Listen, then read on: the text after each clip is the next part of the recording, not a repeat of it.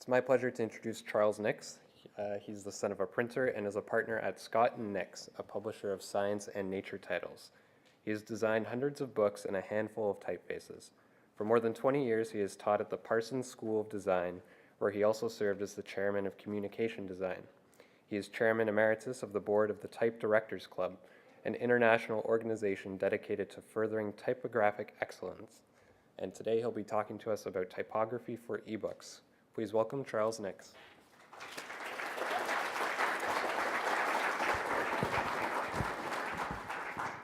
Hello. So I promised I would talk about a typographic methodology for ebooks, and in my description I promised it would be comprehensive. But there's a clock that says 29:30, so the comprehensive aspect of it is a little suspect. I will start by saying that I've spoken about this probably 4 times before, and each time the message gets more optimistic. At first it was like, hey, we really have to push for typefaces in ebooks. We can't rely on just default faces. And then the next time it was, hey, there are ways of loading typefaces into ebooks. I'll teach you. Then the third time it was, hey, there's a whole slew of open font licensed typefaces that can be loaded into ebooks. And now we're on the verge of something insane where ebook licensing is actually starting to, font licensing for ebooks is starting to be rationalized. So we're sort of getting to a point where true typography in ebooks, at least from the embedding fonts perspective, is getting to be more and more reality. What I want to talk about, I'll dance around the sort of problem of how you actually get get fonts into ebooks, and talk more about the considerations and methodology for using type in ebooks. So step 1, I've tried to set this up sort of like a Chicago Manual of Typographic Methodology style, so a little part-by-part thing. So I've been sick for the past couple of days, so if it looks like I'm surprised by my own slides, it's because what the? Step 1, of course, and I say of course, but it's not always that obvious, especially to my students, is that if you're designing a book, you should read the book. If you can't read the entire book, read an indicative portion of the book. We read the book for obvious reasons, but I'll enumerate them because sometimes they're not so obvious. You should, while you're reading a book, make notes about what you're reading, just general impressions. We read to comprehend the content, so you want to get some gist of what the book is about. And here I'll do a little aside, which will take about 18 seconds. There are 3 types of books. There are more obviously, but I'll tell you about 3 important ones.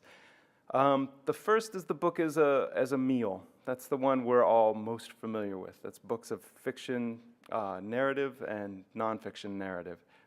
We read them from beginning to end. We consume them. The second is the book as a machine, which is a book of reference. Those are books that we go to again and again. We use them like we use a machine. We get stuff from them. Eventually they break down or become outmoded and we replace them. And the last is the book as metaphor, and that is the book that represents something by its bookness. Those are usually coffee table books, in some cases children's books. I say coffee table books. I don't mean to be pejorative. They are books that represent our interest and love of a topic. So they sit on coffee tables sometimes. We read to question the structure. So as book designers, you're looking at the structure of a document in order to understand what its typographic needs are. So editorially, how will you represent those structures, those levels of information? And lastly, I think probably most important for book designers, we're reading through a text to sort of get some feeling for it. Where does it sit historically? What does the text need typographically? What typeface makes most sense for this text? There are, despite the fact that it's just reading, it's not reading for pleasure, it does have 3 concrete outcomes. The first is generating editorial queries. Editors they're probably among us. I should be careful what I say. Editors are generally grateful for designers who bring queries to them. So if you find a misspelling, a missing serial comma, a problem with the use of em dashes, combinations of em dashes and parenthetical, blah, blah, blah. Make note of them consistently throughout your reading so that you can bring them to the editor. The design memo. I know so many designers who have never seen a design memo. If you don't get one, make one. Well, all a design memo is a table, sort of like a table of contents, but instead of listing the parts of the book in order, it lists the editorial elements in order. So first instance of an A head, first instance of running text, first instance of text extract, prose extract, poem extract, bulleted list, numbered list, all different things that could appear in a book. The design memo just makes a list of them in the order that they appear, the first instance only, so that by the end of reading the book, you know all of the elements that need to be designed. And again, the design notes, as I mentioned before, just any impressions that occur to you upon first reading it are going to be valuable to you as a designer as you go through the process of making the book. All right, so that's reading. That took 6.5 minutes, so we're okay. Now we can go to the good stuff. This I call the good stuff because you don't have to do anything, and it's the fun stuff. To me, I mean, I like coding as much as the next guy, if the next guy is my dad. I like all parts of the process. I like the length of time that it takes to do books, but the stuff that I get paid for, the big bucks, the stuff that I get paid for is my ability to visualize, and that is to imagine what the book will look like when it makes it to the reader's hands. How will the reader encounter it? What's the overall impression? So in printed books, this is, it's the weight of the book, it's the size of the book, it's the paper that it's printed on, all of these sort of physical impressions that go into making up the overall impression. In ebooks, this is more than slightly different. According to a friend at one major publishing house, there are at least 30 different overall impressions that have to be contemplated. So you need to be cognizant of that and sort of begin envisioning at least the major impressions that you'll strike when the book is first encountered. Starting to imagine the structure of the book, so beginning, knowing the levels of complexity that exist within the book and being able to project in your mind's eye how you will deal with those complexities or those structural levels. And again, all of this takes place between your ears, essentially. You can imagine the most beautiful book that you want, because this is the portion where you're just trying to force something into being by dint of your own thought. And lastly, imagine the typography.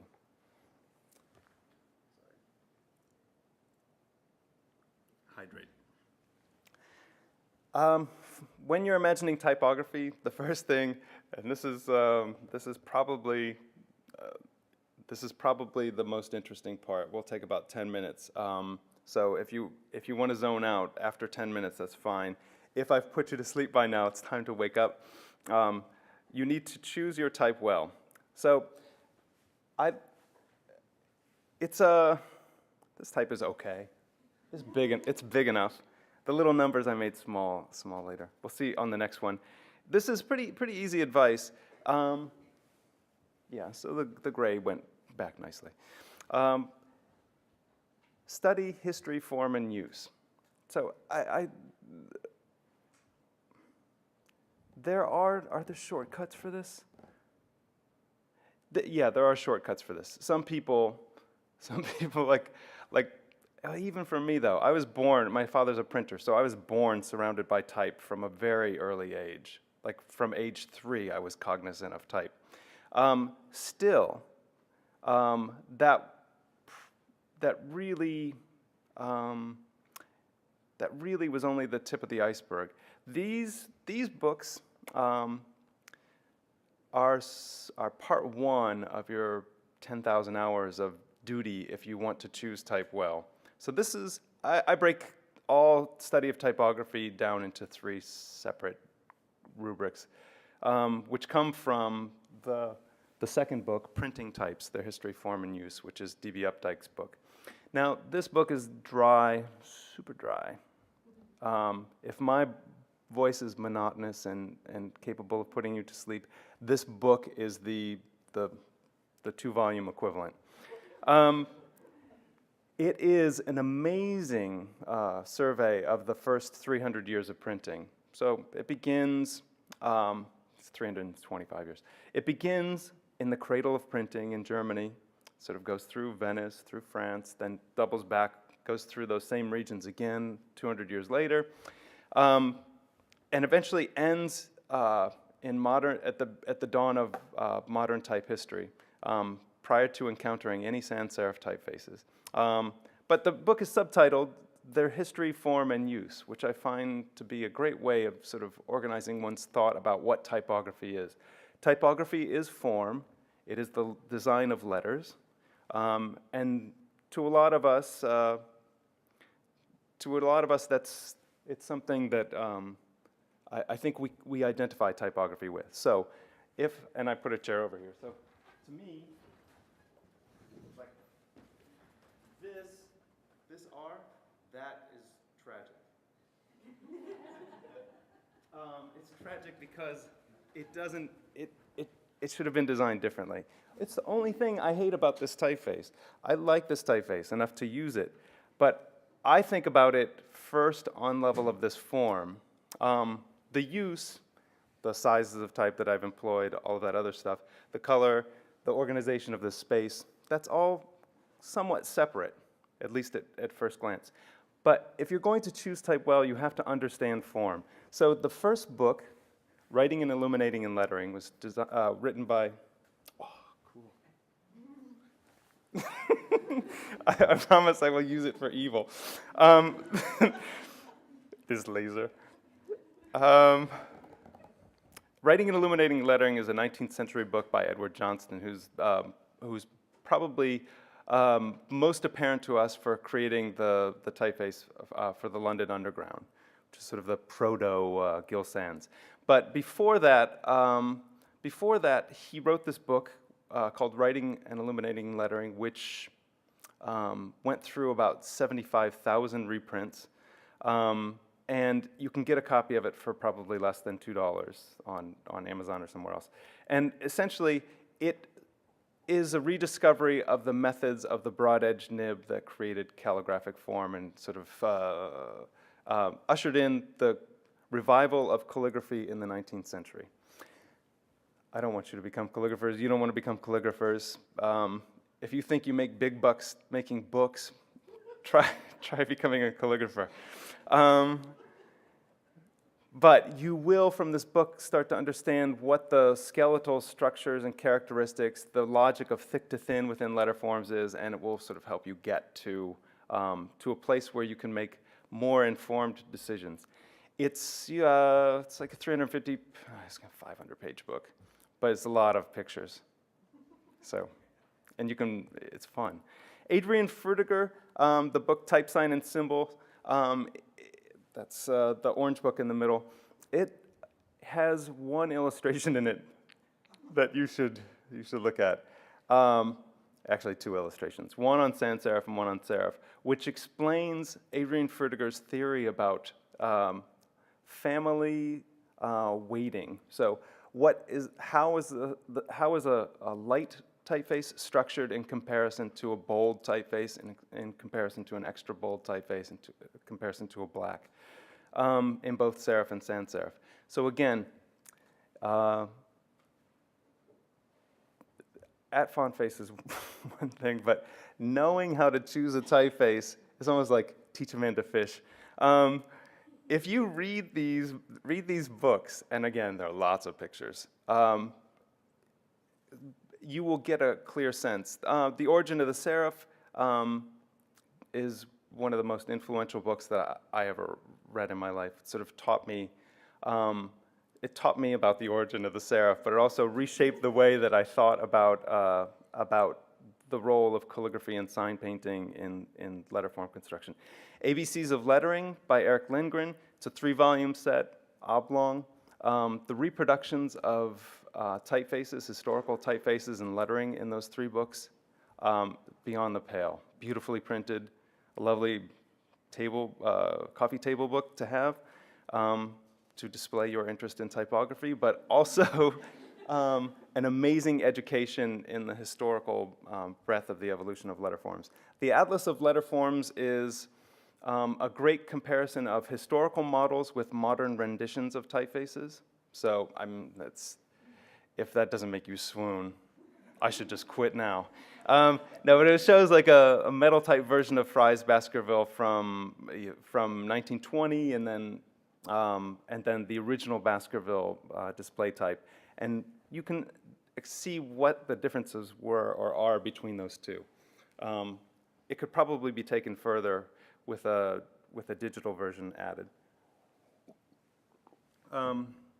Mortimer Leach, or Morty Leach, is an advertising lettering artist in the bullpens of Madison Avenue in the 50s and 60s, and he wrote this book called Lettering for Advertising, which explains the construction of sans serif letterforms, especially condensed sans serif letterforms, those that are quite popular right now. Trade Gothic, bold condensed number 20, and its ilk. It explains it in a way that will make sense of the details that will help you choose type in a much more informed way again. Lettering for Reproduction does a similar job. Lettering is different than calligraphy. Calligraphy will teach you the skeletons. Lettering will teach you how type dresses. The skin on the bones, the clothing on the skin, that's lettering. So lettering is built up, calligraphy is single stroke, essentially. Counterpunch. Counterpunch explores this really pedantic aspect of the history of typography, in which punches were made for creating typefaces, and there was a brief-lived and not consistently applied use of counterpunches, punches to make the insides of letterforms. What the book, one reason that I mean it's a lot of navel gazing, it's pedantic, but it also it shows an aspect of typeface design and form wherein consistency is garnered. That is, by the use of counterpunches, there's recurring logic within the form of typograph or typefaces. Layout and advertising is well written. It has a great section, which I could probably, if I had an extra 25 minutes, I could probably recite to you because it's so delightfully written. It's written by a man named William Addison Dwiggins, who is from Ohio, where I come from. And there's nothing in the water, but it's a lot like Canada. People are nice and they speak in plain ways. This next slide, you're going to having just spent a lot of time talking about this slide. When you see this one, here's a veil. I've talked about these before. These are how you learn how to recognize good type texture and good typesetting skills. So. First, you want to learn about the form, the micro. This is about the macro. There's a dry for dough, putt for show kind of thing. Like one part of it helps you get to the green. The other part is where you make the money. This is really rubber hits the road. William Morris, and I'll paraphrase, said, "I can make any block of text look good by placing it on the right page and in the right position," which I think is true. I mean, most galleries and museums will bear testimony to that. In the proper context, almost anything looks amazing. These books sort of teach you some of that. Proper margins, proper point sizes, rhythm and spacing, rhythm and leading, and I mean, the Chicago Manual of Style is really the snake in the woodpile. I feel like you have to have it. There are typographic lessons in the Chicago Manual of Style. The rest of these, I mean, some are really short. First Principles by Stanley Morrison, co-creator of Times New Roman, is an important theoretical treatise on typesetting and typography, but it's only a few pages long. You can read it really quickly. Same with The Crystal Goblet by Beatrice Ward. The real chunky ones are Asymmetric Typography, which if you haven't read, go read it today. I love that book. But at the end of it, I feel dirty. I feel like it's got me. It's got me right where it wants me. At any rate, let's move along. You should always be learning, explore new type releases. Here are a handful of places that have, it's probably the complete list of places that actually have type available on the web for use in ebooks. So MyFonts is probably the biggest, but MyFonts is actually owned by Monotype. Monotype also owns Linotype. Google Types is free font. Google Fonts is free type. FontSpring doesn't have much, but they were the first to offer ebook licensing. And basically, I think by being the first, they set a nice precedent. I think a precedent which is well worth keeping in mind and pushing for whenever you're negotiating ebook pricing for fonts. That is, the desktop license for a font typically on MyFonts is $29, $30. The FontSpring license for ebook embedding is twice that for a single title, which, listen, I know you could use 4 typefaces or 5 typefaces in a book, so it becomes kind of a line item, but all things considered, it's really not that much. It's a very reasonable line item. And again, it's per publication. So these places are all places that if you're choosing type, you should be checking these places, if not daily, at least weekly. You should also have a Google alert that's sort of telling you about new fonts. You should. It's a dog-eat-dog world out there. You could snicker at me now, but I Love Typography has a weekly roundup of new releases. So if you feel gross and dorky about setting up a Google alert for new fonts, just go to I Love Typography once a week and see what they've managed to scrounge together to fill that column. It's just, of course, the beginning. It's like if your cat brought a bunch of birds to your doorstep, trying to identify them at the beginning of the week would be no, it's not like that. It's, you do have to sort through them, though. There's a lot of garbage in each of these places.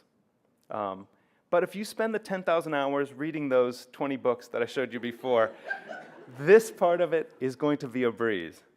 But always be learning about new typefaces. They're being designed constantly. Observe X height. So X height, it seems like this is truly pedantic, and it is. But X height conveys the visual size of a typeface. So if a typeface like Wallbaum has a small X height, it's going to appear small when set at the same size.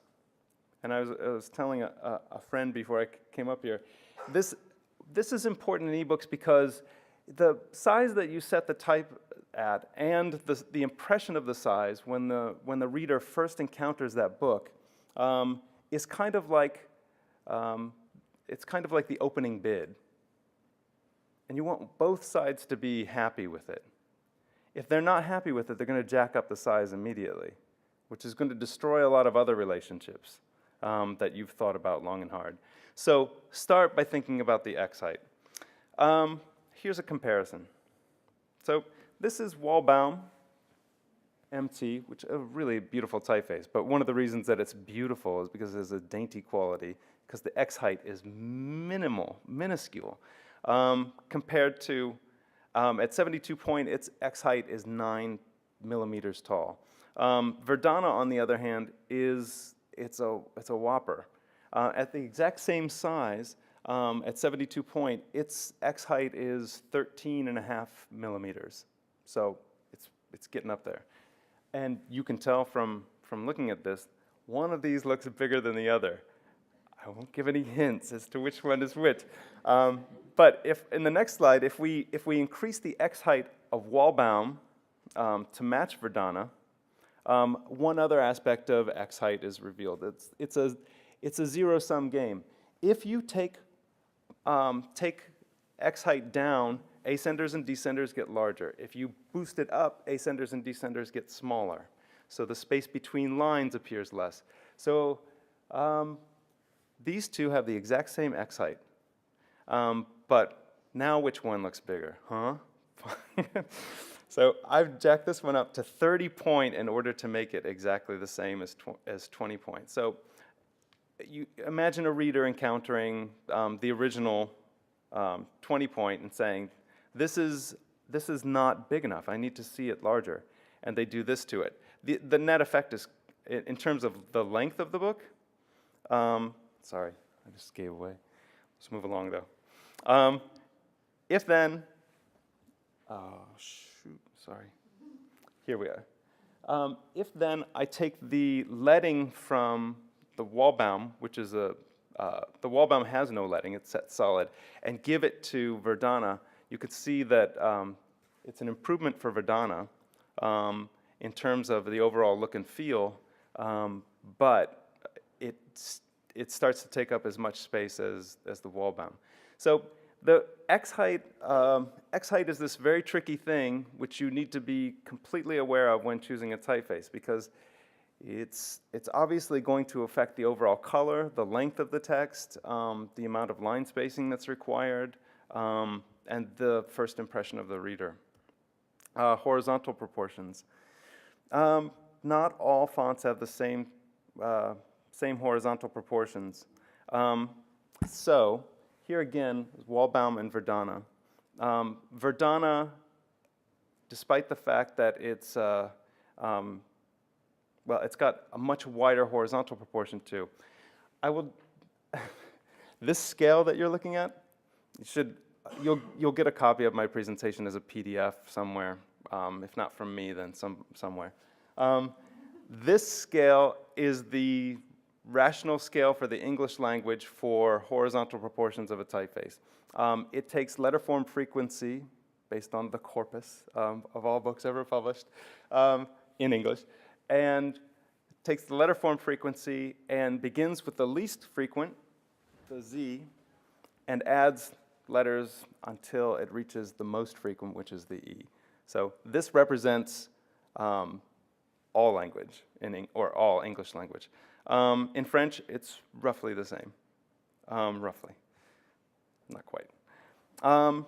So you need to couple the X height and this horizontal scale together in order to have a true gauge of the economy of a typeface. Understanding character sets. So this is a slide that shows two different character sets that are available for a typeface. They're both Opentype typefaces. The top one is Garamond, which was a special Garamond 3 bundled with software by Microsoft.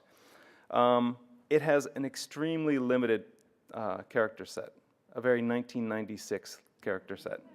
Minion Pro at the bottom once had a similar character set, but now it has this exploded character set. So your needs, based on the text that you're setting, will vary quite a bit. So you need to make sure that the typeface that you're choosing has a character set that accommodates your typographic needs. This is a project that I only recently discovered. It's been around for a year. It just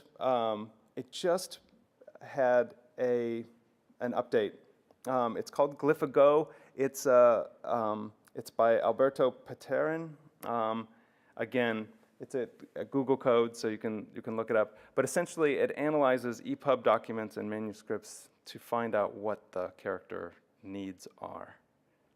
And it can also subset typefaces. I'm not sure how legal all of what it's doing is, but it seems like in terms of analyzing your document for typographic needs, it will be a very powerful tool. I'll report more on it later. Understand font families. So not all families have the same family members. Generally, typefaces have 4 family members. Roman, italic, bold, and bold italic. So you understand, so you will never forget my feelings about bold. In sans serif, light is to bold as Roman, so you can read these correctly as mathematical expressions. A is to B as B is to C. So A is to A, light is to bold as Roman is to italic. Sans serif Roman and sans serif italic are like the difference between Molson, Canadian, and Budweiser. To connoisseurs of beer, quite different. But to the layperson, not very different at all, and certainly not different enough. And Roman serif and bold serif are like Laurel and Hardy. That is, this is a fat cousin for that one. It's dipped in chocolate. It's eaten too much bacon. It doesn't so much intimate emphasis as it does overeating. There are other ways of creating emphasis that are more effective and less clownish. So, understand font formats. So, I promised I would go over. I promised that from the very beginning. And now I have this sort of constant running subtotal.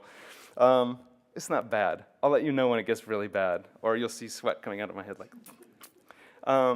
EPUB 3 allows embedding of 2 types of fonts. WOF, which is Web Open Font Format, and OTF, which is Opentype Font Format, or OTF. So WOF you probably have not heard much about. It's mainly for the web, but it's basically a compression of the font tables. It's a compression of the type information and the addition of a bunch of metadata. And I don't know what your feelings of metadata are. I love metadata. I try to behave in a manner beyond reproach. But what metadata is doing in that situation is like a homing device.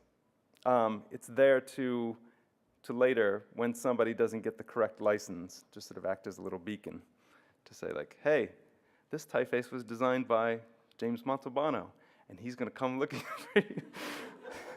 If not, his goons are going to come looking for you. But meanwhile, it's going to be in a nice compact format.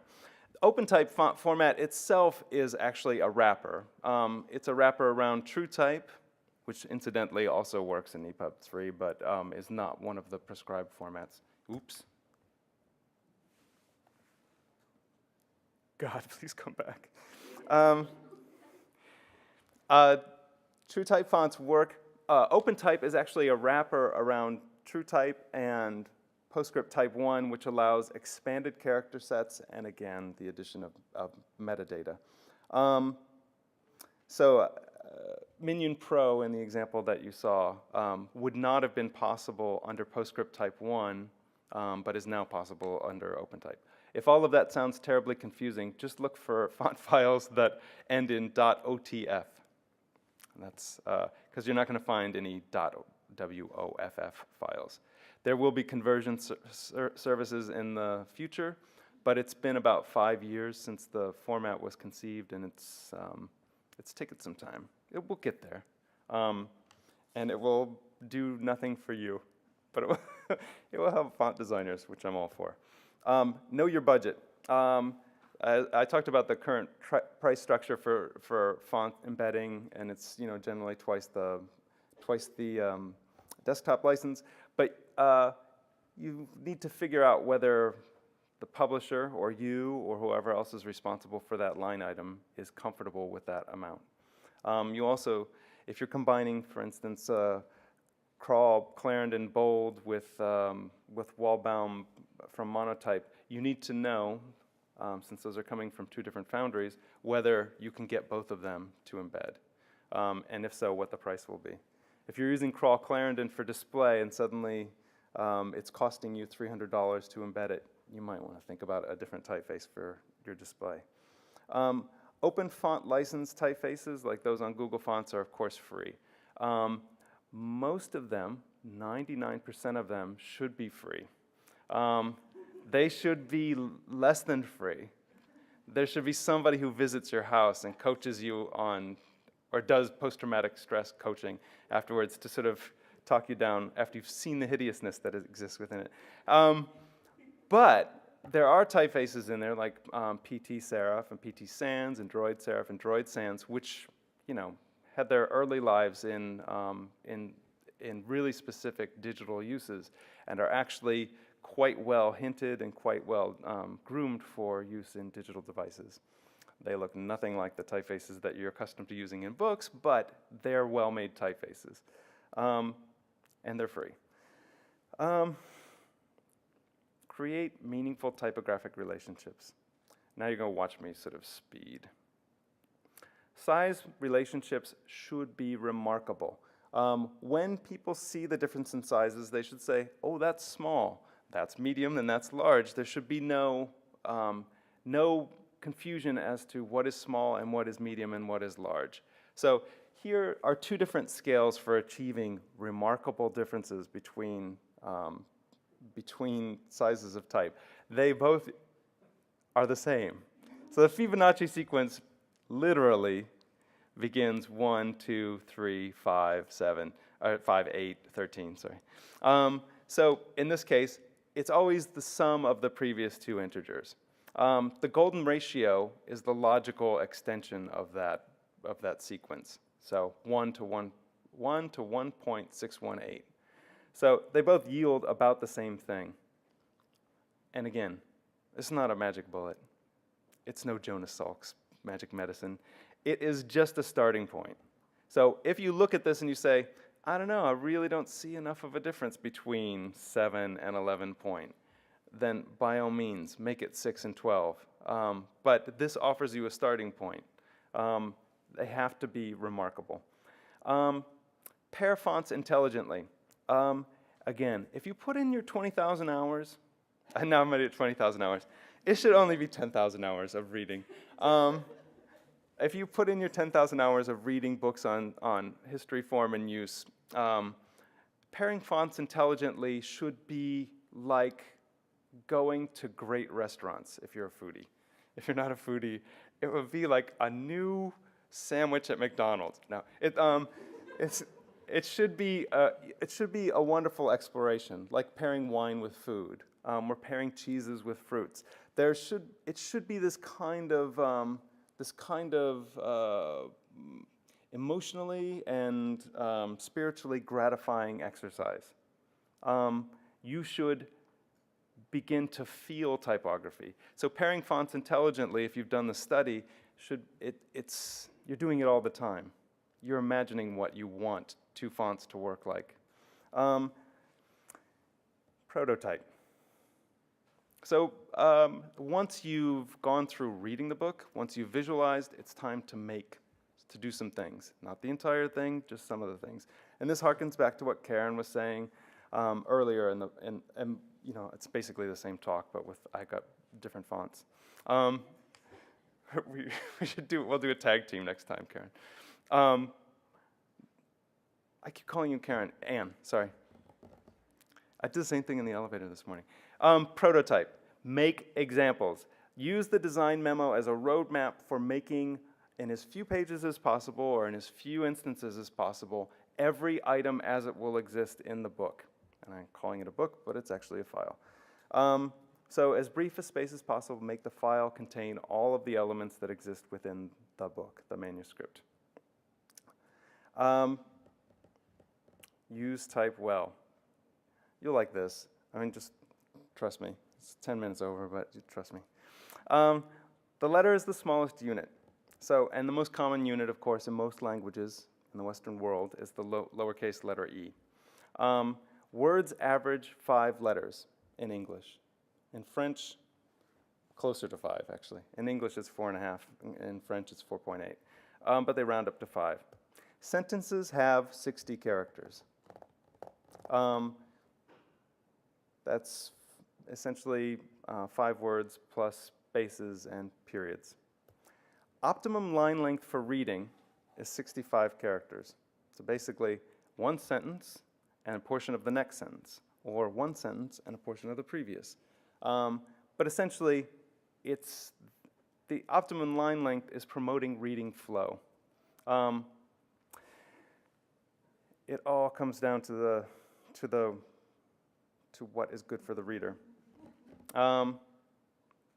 You're never going to get 65 characters per line. Not today. You will, because you're all going to go out of here saying, like, what is with these ebook manufacturers? We need 65 characters per line. Why are we getting 25? I read like Anne. I read on my phone quite a bit. So I subject myself to things that I would never subject readers of my designed books to. It breaks up text in a way that makes it telegraphic. It's more like reading a newspaper or a telegraph. 65 characters promotes comprehension. So the closer we get to that, the better off we'll be. Set ebooks flush left, rag right. By a raising of hands, am I preaching to the converted, or some of you still setting type justified in ebooks? All right, so not by a show of hands, because nobody wants to admit that they're being an idiot.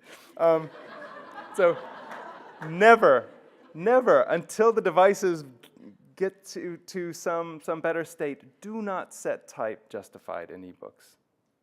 If you've learned nothing else from me, there is one other thing you should learn from me, but that's for another day. Set ebooks flush left, ragged right. No hyphenation if possible. Sometimes that's not possible. But at least preserve the relationship of the word space to the word. It will promote reading comprehension. And if you want nothing else, you want people to understand the words that you're setting. Use M's for type measurement. I've said it before, I'll say it again. The M is this ancient artifact that has come through to the digital age, and it makes sense. The M is a variable. Because it's a variable, it preserves relationships. And that's essentially what we want in a variable type size environment. Preserving the relationships at bare minimum between sizes of type, at an extended minimum between type size and line spacing, and beyond that between hierarchies of type within the document. I think I've just been redundant there, but I think this is the last. This is the last of this part. This is the last of all of it. Line spacing is not baseline to baseline. It's baseline to x height. So the baseline of one line to the x height of the next line. If you begin thinking of x height and its relationship with line spacing in that way, it will help you make better type. We traditionally think of baseline to baseline, and this is this. Oh, did it just jump to 30? I'm not 30 minutes over, right? Okay, well, sorry. Program. Programming, like prototyping, is an reiterative process. You have to make, study, remake, be reading all of the time, read your work, make sure that it's doing what you want it to do. And remember that our ends we may think of as something like this book by Jensen from 1470, which to me, when I see this type, I do want to stack up 2 chairs and just sort of pet it. Because the texture of this type is something you can you can dream about as an ideal, as an exemplar, but you will never have. It's like the fastest car, the biggest house. It is everything in typography that we cannot have. Not because we won't earn enough, but because it exists outside of our touch. For one, it's set in Latin. You, as far as I know, I've set some books in Latin, but most of us do not on a daily basis set type in Latin. It has gigantic margins and a typeface that you can't have. It has no paragraphs, which from a user interface or it's something that you can't get away with. It has exquisite paper, which you can't have.